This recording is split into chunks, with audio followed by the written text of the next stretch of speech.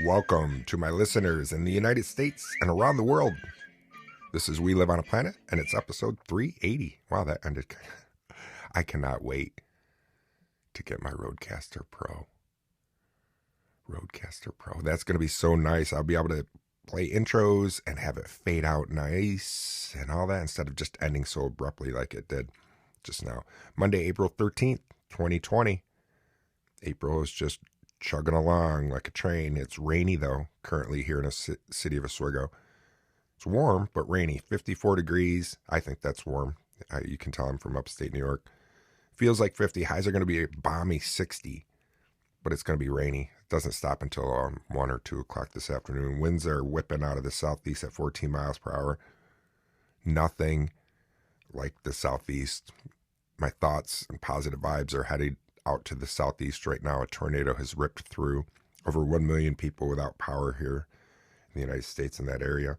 So I'm thinking about my friends in Atlanta. I'm thinking about my friend in Houston and my family. My niece is in Texas, so I'm thinking about Alex. I'm hoping she weathered the storm okay. And I have friends in the Carolinas, so I'm thinking about them too.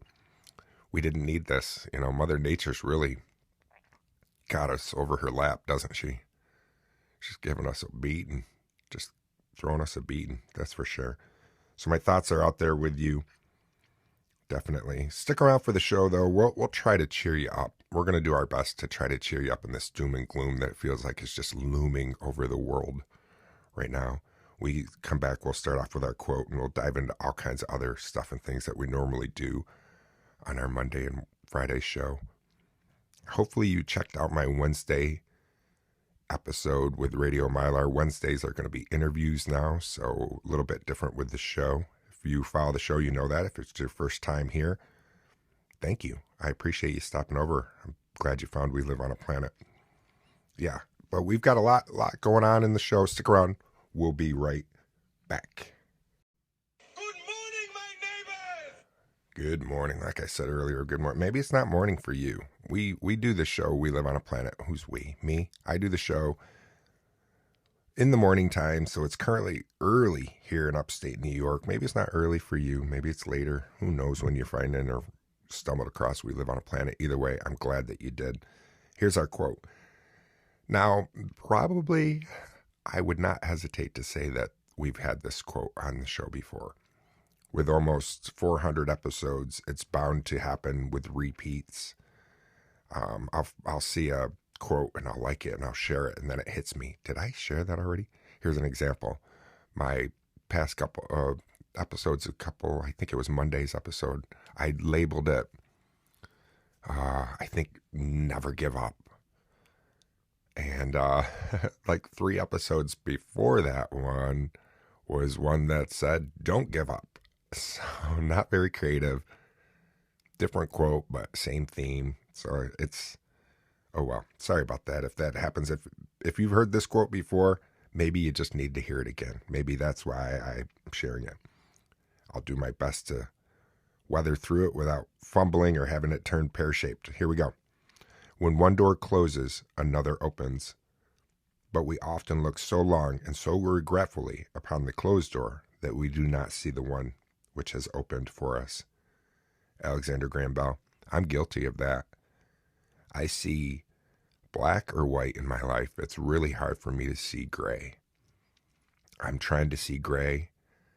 I've been trying to practice that for years and years and years, because I'm just kind of, when news hits me, it hits me a little bit different than other people.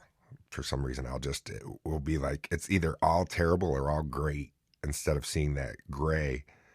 And so a lot of times when one door will open for me, I won't really see the opportunity because I'll look so longingly on the door that just closed that I'm just regretful on it. And it's hard. I will tend to be stuck instead of trying to move forward. And that's what I'm trying to do on this show. And We Live on a Planet. It's just practice my thought process, be out here trying to share my positivity the best I can. Me being positive is going to put it out in the universe to me. So I'm kind of trying to do that law of attraction by putting stuff out to get it back from the universe. And I think, I don't know, maybe it's working. I hope. Oh, hey, guess what? I'm excited. My commercial for Carpe is finished. It is not on the air yet. It's not on TV, but it is up for viewing. So if you want to see my commercial that I was in, go to WLOAP.com, my website, and there's a link from there for YouTube, and you can see the commercial that I'm in, and it was awesome. I'm so excited. And it was a blast. It was such a great experience to shoot that commercial with them and give them my testimonial.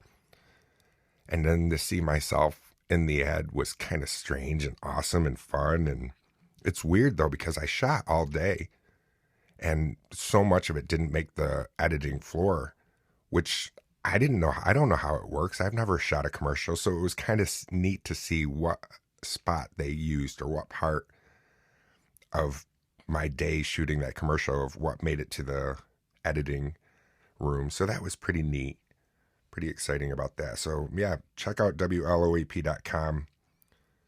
You can see the Carpe commercial. It was pretty neat. Oh man, I was having dinner last night and I had French bread pizza, Stouffer's French bread pizza, and I left it in the oven a little bit too long and I was really hungry. And when it came out, I decided, I'm going to dive right in like an infant that's never had hot pizza. So I burnt the roof of my mouth. And I'm like, oh gosh. And then since I left it in the oven a little bit too long, it was extra crispy. And so like the bread, being that it was that crispy, not only did it burn the roof of my mouth, that hard bread like shredded the top of my mouth. And just like, what? You're 50 years old. You should know how to eat by now. And I go to have a cup of coffee this morning and I had it and it was just like, you know, when you burn your finger and then you go to do dishes or wash your hands and that little bit of hot water hits it and you're just like, steam is making me angry. That's kind of the way it was when I drank my coffee this morning. I was like, geez. I like French bread pizza, but I knew that was going to happen to me. That's happened to me before. Have you ever had that where you eat something that's crunchy and you're really enjoying it, but afterwards it's tore up the roof of your mouth? That's the way I am with salt and vinegar chips. I like salt and vinegar chips, but after a little while they start burning your mouth or your tongue. All right, well, enough of that. Holy cow, doesn't the show go all over the place? Yeah, sometimes. We come back, we'll dive into other things. Stick around and blow on your pizza before you eat it. I should have known that. What an idiot. I'll be right back.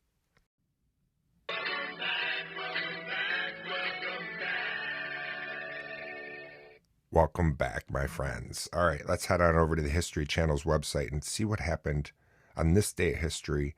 We're just going to kind of skim, and if there's something that jumps out on the page to us, we'll open it up and read a little bit more about it. On this day, April 13th, 1997, 21-year-old Tiger Woods wins the prestigious Masters tournament by a record 12 strokes in Augusta, Georgia.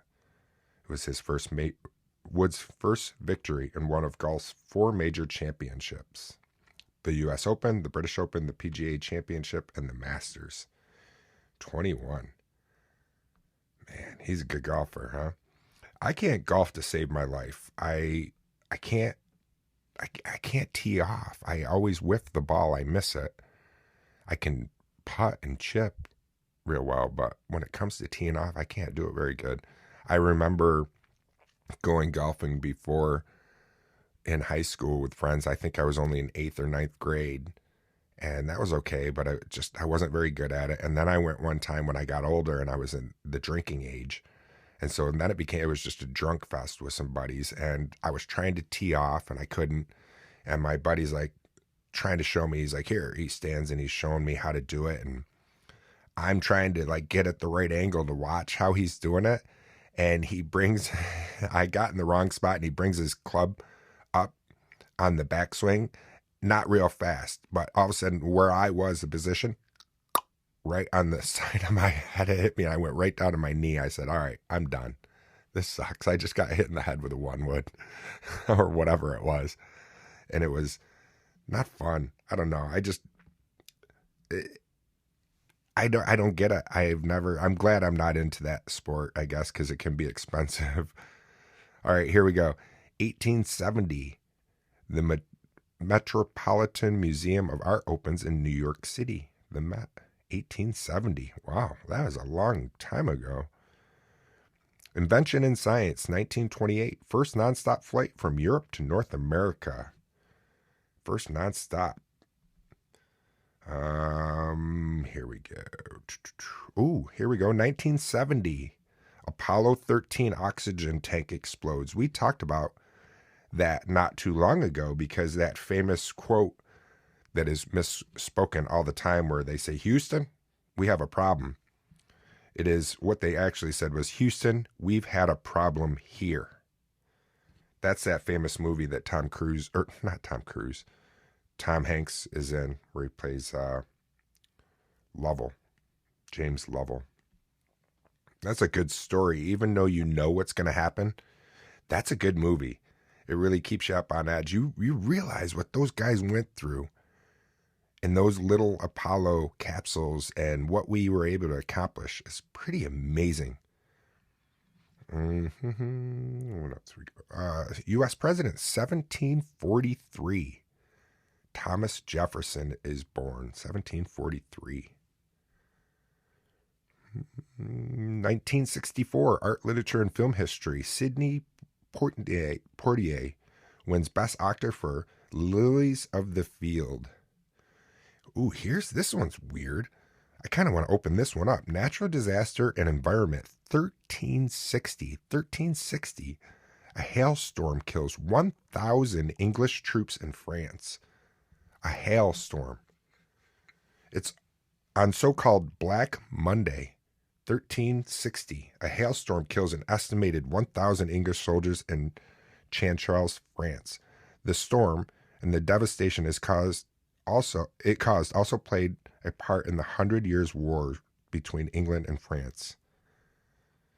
Wow, isn't that crazy to know that hail and the storm, because these troops were unprotected, and then storm just came in, and one described it as a foul day full of mist and hail. So the men died on horseback. Two of the English leaders were killed, and a panic set in among the troops who had no shelter from the storm. 1360. Wow. 1984, mass murderer Christopher Wilder dies by suicide. I was too young in 1984. I was only 14. I don't remember the story about Christopher Wilder. Anything else happened? 1861. Union forces surrender at Fort Sumner. Fort Sumner, that's what started the Civil War, the battle there. And then 2009, former Major League Baseball All-Star Mark the Bird Vidruch dies in a truck accident, sadly. That's too bad. That's a little bit of this day of history. When we come back, we'll jump on over to the facts site, and then we'll remind me to go to Word of the Day. So for my listeners that are abroad, that English is not your first language, we'll learn something. And it's also, even if English is your first language, to just strengthen our vocabulary. So stick around. We'll be right back. If you haven't heard about Anchor, it's the easiest way to make a podcast. Let me explain. It's free. Yeah, free. There's also creation tools that allow you to record and edit your podcast right from your phone or computer. Anchor will even distribute your podcast for you, so it can be heard on Spotify, Apple Podcasts, and many more. Listen to this, too. You can make money from your podcast with no minimum listenership. It's everything you need to make a podcast in one place. Check out anchor.fm today. You can find me at anchor.fm/WLOAP. Hope to hear from you. Welcome back. We're going to head on over to the facts site.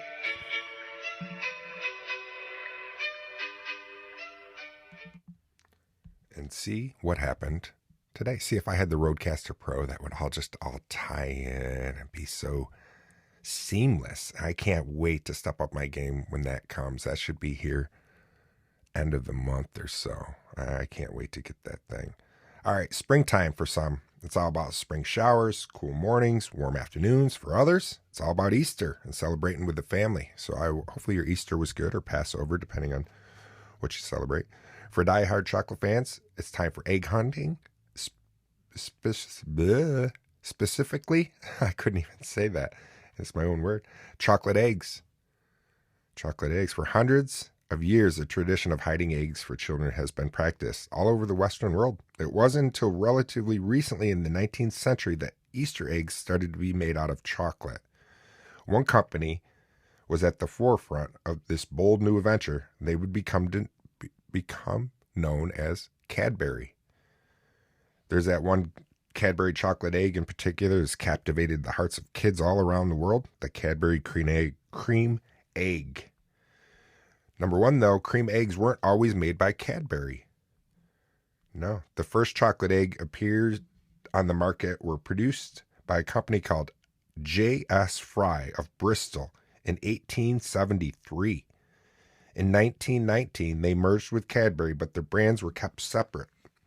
Cadbury produced their first products such as Cadbury Dairy Milk under their name, and Fry kept selling their product under their name. It wasn't until 1963 that Fry's released what we know today as the Cadbury Cream Egg. Initially branded as the Fry's Cream Egg, it wasn't until 1971, when the brands were completely merged, that it came under Cadbury's brand and became known as the Cadbury Cream Egg. Do you like those? I do. I can only eat a little bit of them, though. I can't eat a bunch of it. Cadbury cream eggs are the most famous Easter eggs in the UK. The leading market research group called YouGov found that while Cadbury cream eggs are only the 48th most popular confectionery in general, they were the most famous in the UK. The eggs were so famous, in fact, that in 2019, YouGov surveyed 3,584 adults from the UK and asked them how they eat their Cadbury cream eggs. 5% of those surveys said they eat it all in one go. Ooh. While the majority said they eat their eggs in several bites. A surprising 28% of people surveyed said they like to bite off the top of their eggs, eat the gooey inside with their tongues before finishing off the chocolate shell. Yep, that's me.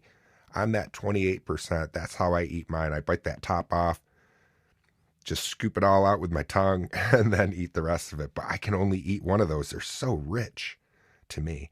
Cadbury cream eggs are one of the UK's best-selling confections as well. Cadbury cream eggs are only sold in the UK during a very specific period of the year, from New Year's Day until Easter. This wasn't always the case, though. For a short period of time in the 1980s, the eggs were sold year-round, but due to a lack of demand, their availability was reduced to the current months. While the eggs are only on a supermarket shelf for such a short period of time a year, they sure are popular. It says they're the best-selling confection in the UK between the 1st of January and Easter, with more than 2 million eggs selling every year. If you think that's crazy, get this. Annually, there are more than 500 million produced worldwide. And no, you're not just imagining it. Cadbury cream eggs have changed. If you're wondering why you don't like the eggs as much as you used to, wonder no more, because back in 2015, the British Cadbury Company announced they were making some changes to the eggs. The chocolate and Cadbury cream eggs was originally the company's trademark Cadbury Dairy Milk. But in 2015, the formula was changed and they started using standard cocoa mix for their chocolate. To add insult to injury, Cadbury also reduced the number of cream eggs in their packet from 6 down to 5. And then this was met with about as much public outcry as you could expect. As a result, analysts said that Cadbury had potentially lost at least $12 million worth of sales. Wow.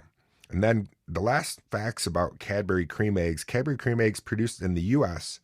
are quite different than the UK eggs. I would love to try a UK egg. So if any of my listeners are listening over in the UK, if you want to do me a huge favor, send me a Cadbury cream egg from the UK. Oh my God, I would appreciate it. Until 1988, all Cadbury cream eggs were made equally, and the world was in a good place. On that fateful year, though, the Hershey's Company acquired the rights to manufacture Cadbury produced in the U.S. From 1988 onwards, all Cadburys produced in the U.S., including the famous cream egg, were made to a slightly different recipe. If you take a look at the packaging, you can notice it straight away in the ingredient selection. In products made in the UK, the first ingredients listed is milk. In the US made product, the first ingredient listed is sugar. This difference is really noticeable too. The majority of consumers who try eggs produced in both countries say the UK egg is far superior. Yeah, that's what I mean. I want to try one of those. Although Cadbury eggs have undergone a number of changes over the years, they still remain one of the most popular Easter eggs available. Yeah, it is thanks to the incredibly catchy marketing by Cadbury companies, such as in a 2017 TV advertisement with a gorilla drumming to Phil Collins, "In the Air Tonight." I don't remember that commercial. Maybe it's just the simplicity of the product, calling back to the times when children used to hunt for painted eggs rather than the chocolate ones. Either way, these delicious eggs are here to stay, and we're glad they are. I know I like them. My wife loves Cadbury eggs. I like the minis. I would rather eat the minis than the Cadbury cream egg any day. So, yeah. Well, groovy. So we learned a little bit about Cadbury mini eggs, or Cadbury eggs, and then when we come back, I want to head on over to the word of the day, if I can remember to do that. So stick around. I'll be back. Welcome back, my friends. All right, we are on Word of the Day app, and here's the word of the day for us. If I could get it to play. Delphic. Delphic. It's an adjective. Unclear in meaning and difficulty to understand, ambiguous or ocular. Here's an example. I asked him about his position on the issue, but he just gave a Delphic smile. Delphic. Alrighty, so I want to thank our libraries out here in the United States too, not that they're listening, a library, but the people working at the libraries, because thanks to 3D printing, a lot of PPEs are being made in the United States at libraries because of the 3D printers. Who would have thought that 3D printing would be able to save lives the way it is right now? It's sad that our workers on the front lines are struggling, and they're fighting a war without ammunition. So it's nice to see that libraries and other people are stepping up. There's a company or somebody out in Ithaca, a husband and wife, that designed some PPEs to be printed as well, and then just gave out the design to everybody to use. They're right in Ithaca, New York. So I think that's pretty neat, powering together through this, working together through this. This is tough times that we're in. I know it's hard right now. Your life has been turned upside down. All the normal things that you used to do and you can't. Maybe this is all just to kind of put us in timeout for a minute, put us in the corner so we can really come back to what's really important in our life, and all the things that we take for granted, of going out with friends for a cup of coffee, or going bowling, or going to get your hair cut. All the things that we can't do right now. All those freedoms and those liberties that we have that have been taken away from us. Maybe it's to remind us that how important life is, how we need to slow down sometimes, take a step back, realize that we're only here one time spinning on this earth, traveling through space, and just slow down a little bit. And maybe that's what it is. I appreciate you coming on over to We Live on a Planet. I really do. I always say that, but I mean it. I can't do this without you. Please tell a friend or family member about the podcast if you're enjoying it. Also, I am still running my giveaway. I want to give my prize away. So if you haven't subscribed to WLOAP.com, today's the day to do it. There's nothing that should be holding you back. I'm not going to sell you anything. I'm not taking your email, and I'm not going to sell it to anybody or anything like that. I just want to give something away, and I have it all ready to go. It's worth over $50 value. Maybe it would brighten up your day during this time. So yeah, well, thank you so much. I appreciate it. And do your best today to stay curious, not judgmental, the best you can, because that's what I'm going to try to do as well. All right, take care, my friends. Peace.